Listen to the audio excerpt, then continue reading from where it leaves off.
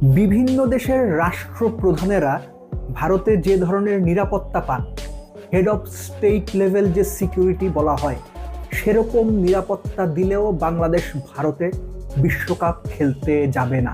এখনো পর্যন্ত বাংলাদেশ ক্রিকেট বোর্ডের অবস্থান এটাই। এবং সবশেষ খবর পাওয়া পর্যন্ত আইসিসির পক্ষ থেকে ভেন্যু সরিয়ে শ্রীলঙ্কাতে নেয়ার ব্যাপারে আইসিসির তরফ থেকে বাংলাদেশ ক্রিকেট বোর্ডের কাছে এখনো পর্যন্ত সুনির্দিষ্ট কোনো খবর আসেনি, অর্থাৎ কোনো খবর নেই। প্রাণ সসের মাখামাখি টেস্ট বার্গারকে করে তোলে আরো ইয়ামি আরো জোস। প্রাণ সসের বস। একই সঙ্গে এই যে মুস্তাফিজকে সরিয়ে দেওয়ার সিদ্ধান্ত, এই সিদ্ধান্তটা আইপিএল এর গভর্নিং কাউন্সিলের কেউ জানে না। এমনকি বিসিসিআই বা ভারতীয় ক্রিকেট বোর্ডের যে পরিচালকরা আছেন তাদের সঙ্গে সভা করে বা তাদের মতামত নিয়েও এই সিদ্ধান্ত নেওয়া হয়নি। অর্থাৎ বিসিসিআই এর সর্বোচ্চ পর্যায়ে নিজেদের মতো করে সিদ্ধান্ত নিয়ে নিয়েছে। ভারতের ভেতরে ভারতের অন্যান্য রাজনীতিবিদরা, শশী থারুরের মতো প্রখ্যাত রাজনীতিবিদরাও এটার সমালোচনা করছেন। রীতিমতো এই যে মুস্তাফিজকে সরানোর সিদ্ধান্তটা নেওয়া হয়েছে, বাংলাদেশ ভারতের যে সম্পর্ক, এই সিদ্ধান্তটা সেই সম্পর্ককে আরো বেশি তলানিতে নিয়েছে, সেটারও সমালোচনা করছেন খোদ ইন্ডিয়ার রাজনীতিবিদরা। অর্থাৎ পুরো ঘটনাটা নিয়ে ভারতীয় ক্রিকেট বোর্ড এবং ভারতের রাজনীতিবিদরা, ক্ষমতাসীনরা রীতিমতো একটা ঘরে বাইরে চাপে পড়ে গেছে। প্রাণ সসের মাখামাখি টেস্ট বার্গারকে করে তোলে আরো ইয়ামি আরো জোস। প্রাণ সসের বস। এই যে চাপে পড়ার বিষয়টা, এটা এক্স্যাক্টলি বিসিসিআই নিজেদের মতো করে করেছে। নিজেদের গোয়ার তুমি, নিজেদের ইগো, এর সব কিছু দেখানোর জন্য এরকম করেছে। আমি খুব স্পষ্ট করে বলি, এর আগে একটা ভিডিওতে আমি বলেছিলাম যে head of state level security বাংলাদেশকে দেয়া হবে। ভারত ইদার আইসিসিকে দিয়ে এটা বাংলাদেশকে বলাবে কনভিন্স করার জন্য, অথবা আইসিসি ভারতকে দিয়ে এটা বলাবে যে বাংলাদেশ যেন খেলতে যায়, বাংলাদেশকে সর্বোচ্চ স্টেট লেভেল বা বিভিন্ন দেশের রাষ্ট্রপ্রধানরা যে ধরনের নিরাপত্তা পান সেটা দেওয়া হবে। কিন্তু বাংলাদেশের অবস্থান স্পষ্ট, ভারতে তারা খেলতে যাবে না। কেননা এর আগেই একটা ভিডিওতে আমি বলেছি যে আমরা তো শুধুমাত্র ক্রিকেটারদের কথা চিন্তা করছি না, শুধুমাত্র কোচিং স্টাফের কথা চিন্তা করছি না, শুধুমাত্র 25, 27, 30 জনের কথা চিন্তা করছি না। আমরা চিন্তা করছি আমাদের সাংবাদিক গণমাধ্যমের ভাই বোনদের কথা। আমরা বলছি আমাদের যে দর্শকরা ভারতে খেলা দেখতে যাবেন তাদের নিরাপত্তার কথা। এই যে নিরাপত্তার ইস্যুগুলো দর্শকদের, সাংবাদিকদের, এগুলো সর্ট আউট করতে হবে। সো বাংলাদেশের অবস্থান স্পষ্ট, এবং বাংলাদেশের এই কঠিন অবস্থানের কারণে, এই দৃঢ় প্রত্যয়ের কারণে আইসিসিও কনফিউজড হয়ে গেছে তারা এখন কি করবে। যে কারণে আমি যখন এই আলোচনাটা করছি, সেই সময় পর্যন্ত আইসিসির তরফ থেকে বাংলাদেশকে স্পষ্টভাবে কোনো কিছু জানানো হয়নি।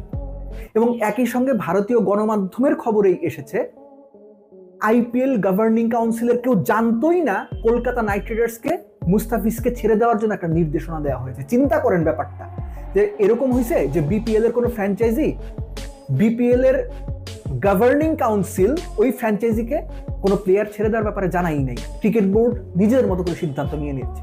এবং একই সঙ্গে একটু আগেই যেটা আমি বলছিলাম, বিসিসিআই এর যে পরিচালকরা আছেন, কোনো সিদ্ধান্ত নিতে গেলে পরিচালকরা আলোচনা করে তারপর সিদ্ধান্ত নেয়। কোনো আলোচনাই হয়নি, এটা বিসিসিআই এর টপ লেভেল থেকে নিজেদের মতো করে সিদ্ধান্ত নিয়ে নেওয়া হয়েছে। এবং এই সিদ্ধান্তটা একটা গোয়ার তুমি সিদ্ধান্ত, অবিবেচনা প্রসূত সিদ্ধান্ত, কাণ্ডজ্ঞানহীন সিদ্ধান্ত ছাড়া আর কোনো কিছু না। আমি বলছি না, ভারতের প্রখ্যাত রাজনীতিবিদ এবং এখনো পর্যন্ত ভারতীয় রাজনীতিতে যে কয়জন মানুষের সুনাম রয়েছে, প্রজ্ঞা রয়েছে, সেই শশী থারুর, আপনারা অনেকেই হয়তো নাম শুনেছেন। তিনি একটা সময়ে জাতিসংঘে ভারতের স্থায়ী প্রতিনিধি ছিলেন, অনেক পড়ালেখা জানা মানুষ, সহজ কথায় অনেক বড় মানুষ। তিনি পর্যন্ত এই ব্যাপারটাকে অ্যাড্রেস করেছেন। তিনি বলছেন এটা ঠিক হয়নি, এটা ভারতের অসম্মান হয়েছে। শশী থারুর আরেক ধাপ এগিয়ে বলেছেন এটা কি শুধু একজন ব্যক্তি মুস্তাফিজ বা একজন ব্যক্তি ক্রিকেটার, নাকি তার দেশ, তার ধর্ম এখানে প্রাধান্য পেয়েছে? ইন্ডিয়াকে আমরা কোথায় নিয়ে যাচ্ছি? সো শশী থারুরের মতো লোকজন যখন সরকারকে বা ভারতীয় সরকারকে উদ্দেশ্য করে এই ধরনের কড়া ভাষায় কথা বলেন, সেটা আমাদের বিবেচনায় নিতে হবে, অ্যাড্রেস করতে হবে। অর্থাৎ নিজেদের ঘরের ভেতরে, নিজেদের দেশে এখন মুস্তাফিজ ইস্যুতে ভারত সমালোচনার মুখে, ভারতীয় ক্রিকেট প্রশাসন সমালোচনার মুখে, কাঠগড়ায় দাঁড়িয়েছে, ভারতীয় সরকার কাঠগড়ায় দাঁড়িয়েছে।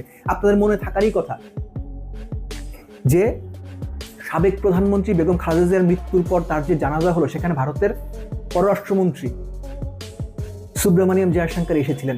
বাংলাদেশের রাজনৈতিক বিশ্লেষকরা বলছিলেন হয়তো দুই দেশের সম্পর্কের যে অবস্থা সেটা উন্নয়নের একটা বার্তা নিয়েই হয়তো তিনি এসেছেন। এখন কি হইল?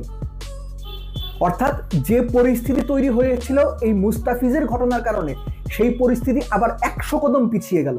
বাংলাদেশটাকে ভালোভাবে নেবে না, নেবার কোনো কারণও নাই। বাংলাদেশ নেয়, আমরা কেউই এটা ভালোভাবে নেব না। খোদ ভারতের অনেকে এটা ভালোভাবে নিচ্ছেন না। ভারতের গণমাধ্যমের অনেকের কথা আপনি শুনবেন, রাজনীতিবিদদের কথা তো আমি বললামই। ঠিক একই সঙ্গে বাংলাদেশ ব্যাংকের সাবেক গভর্নর এবং এখন অর্থ বিভাগের যে উপদেষ্টা রয়েছেন, তিনিও বলেছেন এটা নিউটনের সূত্রের মতো, অর্থাৎ প্রত্যেক ক্রিয়ারই একটা সমান এবং বিপরীত প্রতিক্রিয়া আছে। এবং বাংলাদেশ কিন্তু আগে কোনো রিয়াকশন দেখায়নি। বাংলাদেশের দিক থেকে কিন্তু কোনোভাবেই ফার্স্ট অ্যাটাকটা ছিল না। বাংলাদেশ শুধুমাত্র যেটা বাংলাদেশের সঙ্গে করা হয়েছে, যে অপমানটা করা হয়েছে, যে অনাকাঙ্ক্ষিত পরিস্থিতি তৈরি করা হয়েছে, শুধুমাত্র বাংলাদেশি ক্রিকেটার হওয়ার কারণে যেভাবে মুস্তাফিজকে ডিফেন্ড করা হয়েছে, বাংলাদেশ শুধু তার রিয়াকশনে ঠিক যেটা করার কথা, যেভাবে করার কথা, বাংলাদেশ এক্স্যাক্টলি তাই করেছে। এটাই করা দরকার ছিল, এটাই করা দরকার ছিল। সো বটম লাইন হচ্ছে, বাংলাদেশকে এখন কনভিন্স করাটা আইসিসি কিংবা বিসিসিআই কিংবা আইসিসি বিসিসিআই মিলে যাই বলা হোক না কেন, অত সহজ হবে না বাংলাদেশের কে কনভিন্স করা বা বাংলাদেশ ক্রিকেট বোর্ডকে কনভিন্স করা। কেননা বাংলাদেশ ক্রিকেট বোর্ড এখানে একা নয়। বাংলাদেশের কোটি কোটি সাধারণ জনতা, ক্রিকেট প্রেমী জনতা এই ইস্যুতে বাংলাদেশ ক্রিকেট বোর্ডের পাশে আছে, থাকবে। এবং একই সঙ্গে বাংলাদেশ সরকারের দিক থেকেও পুরো গ্রিন সিগন্যাল বাংলাদেশ ক্রিকেট বোর্ডের কাছে আছে। ভারতে খেলতে যাবে না Bangladesh cricket team, state level security দিলেও না। কারণ আমি আবারও বলছি, এই কথা, এই ব্যাপারটা আপনারা, আমি জানি না আপনারা কতটুকু ইম্পর্টেন্ট মনে করেন, কিন্তু এই যে বাংলাদেশের দর্শকদের নিরাপত্তা, ক্রিকেটারদের নিরাপত্তার চাইতে এই দর্শকদের নিরাপত্তার ইস্যু আমার কাছে এতটুকু কম গুরুত্বপূর্ণ না। আমার দেশের একজন ভাই, একজন বোন, একজন পরিবার নিয়ে বন্ধু বান্ধব মিলে ভারতে খেলা দেখতে যাবেন, গিয়ে তার একটা মবের মুখে পড়বেন, একটা আক্রমণের মুখে পড়বেন, হেনস্থার শিকার হবেন, এইটা তো ভাই আমি মানতে পারবো। এটা হওয়ার কোনো সুযোগই নাই। সো আমাদের দর্শকরা সেখানে কিন্তু অনিরাপদ থাকবে। আপনি আমার কথা ভালোভাবে নেন, খারাপভাবে নেন, সেটা আপনার ব্যাপার, কিন্তু আমি এটা মনে করি দর্শকরা যে কোনো সময় একটা বাজে সিচুয়েশনে পড়তে পারে। এই রিস্ক আমি কেন নিব? আমি জেনে শুনে আমার দেশের মানুষকে কেন একটা বিপদের মুখে ঠেলে দিব? সো বাংলাদেশের অবস্থান perfect, correct, with conviction Bangladesh এই ডিসিশন নিয়েছে। নাও আইসিসির কোর্টে বল। আমরা এটা জানি যে 1 মাস সময় আছে। এই 1 মাসে বাংলাদেশের যে ম্যাচগুলো ভারতে আছে, 4টা ম্যাচ, সেগুলো সরিয়ে কলম্বোতে বা গলে কিংবা ক্যান্ডিতে, শ্রীলঙ্কার যে কোনো ভেন্যুতে নেওয়াটা, অন্যান্য টিমকে রাজি করানোটা, হোটেল অ্যারেঞ্জমেন্ট, ট্রান্সপোর্টেশন অ্যারেঞ্জমেন্ট, ব্যাপারটা মোটেও সহজ না। এটা মেনেই নিচ্ছি, এটা খুবই সত্যি, অস্বীকার করার কোনো সুযোগ নাই, কিন্তু ইম্পসিবল কোনো কিছু না। সদিচ্ছা যদি থাকে, আইসিসি বিসিসিআই মিলে যদি বাংলাদেশকে রেসপেক্ট করে, বাংলাদেশের চাওয়াটা মানে, বাংলাদেশের চাওয়াটাকে ভ্যালু করে, তারা সেটা করতে পারবে। এবং একই সঙ্গে অন্য দলগুলোকে, অন্য প্লেইং কান্ট্রিজদের কনভিন্স করার দায়িত্বটাও বিসিসিআই এবং আইসিসির। বটম লাইন হচ্ছে, বাংলাদেশ যে স্ট্যান্ডটা নেওয়ার গুরুত্বপূর্ণ ছিল, যে স্ট্যান্ডটা নিয়ে বাংলাদেশের গাটস দেখানোর প্রয়োজন ছিল, মুস্তাফিজ ইস্যুতে যে স্ট্যান্ড নিয়ে বাংলাদেশ তাদের ডিগনিটি শো করার প্রয়োজন ছিল, একই সঙ্গে গ্লোবাল ক্রিকেটকে বার্তা দেওয়ার প্রয়োজন ছিল যে ক্রিকেট নিয়ে ভারত যত দাদাগিরি করুক, বাংলাদেশ ভয়েস তুলেছে। অন্য কেউ না তুললো, বাংলাদেশ তুলেছে। এবং এটা টোটাল ক্রিকেটিং ওয়ার্ল্ডে বা গ্লোবাল ক্রিকেটে একটা বার্তা যে বাংলাদেশকে কোনো কিছু বললে করলে, হ্যাঁ আমরা ছোট দেশ হতে পারি, আমাদের সামর্থ্য কম হতে পারে, আমাদের অর্থনৈতিক সামর্থ্য কম হতে পারে, আমাদের অন্যান্য ইস্যুতে আমরা পিছিয়ে থাকতে পারি, কিন্তু আপনি বাংলাদেশকে কোনো কারণ ছাড়া অপমান করবেন, কোনো কারণ ছাড়া বাংলাদেশকে ডিফেম করার চেষ্টা করবেন, কোনো কারণ ছাড়া, সুনির্দিষ্ট কোনো বিষয় ছাড়া, সুনির্দিষ্ট কোনো অভিযোগ ছাড়া বাংলাদেশকে কোনো ইস্যুতে আপনি অভিযুক্ত করবেন, এটা বাংলাদেশ মেনে নেবে না, কারো ক্ষেত্রেই না।